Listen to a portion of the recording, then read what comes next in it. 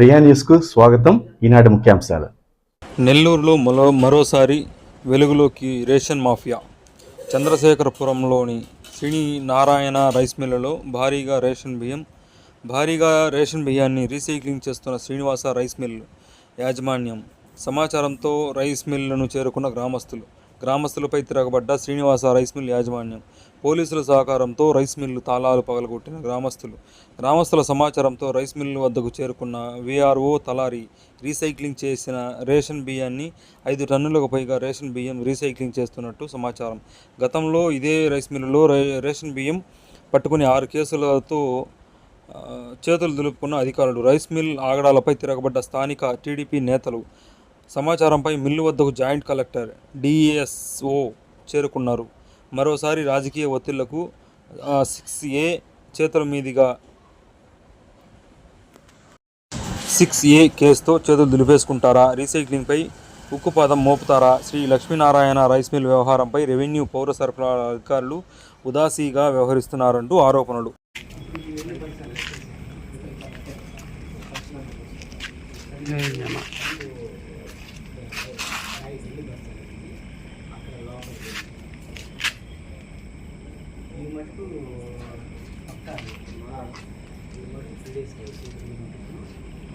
ఉదయాన్నే వస్తారు, ఫస్ట్ అవర్లోనే వచ్చి మొత్తం మీరు కూడా రండి అందరూ తీసుకుంటున్నారు. ఇప్పుడు సురేష్ ఇప్పుడు ముందు ఇది తీసుకోమ్మా, పక్కన రాజపాల నుంచి వస్తుంటే రైట్ సైడ్లో ఉంటుంది. ఇప్పుడు ఇవి కూడా 20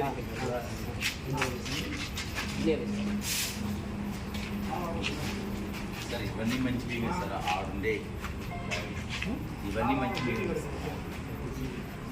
ఇవన్నీ ఒట్లు బియ్యం, ఇవన్నీ రీసైక్లింగ్ చేసింది కదా.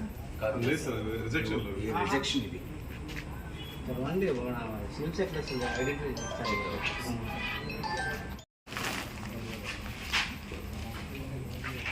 మళ్ళీ అక్కడి నుంచి ఉండవు.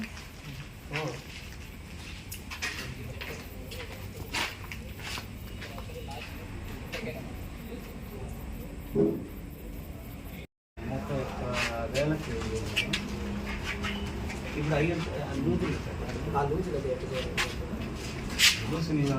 తీసుకొని రావాలి. ఆ లూజులు రాదు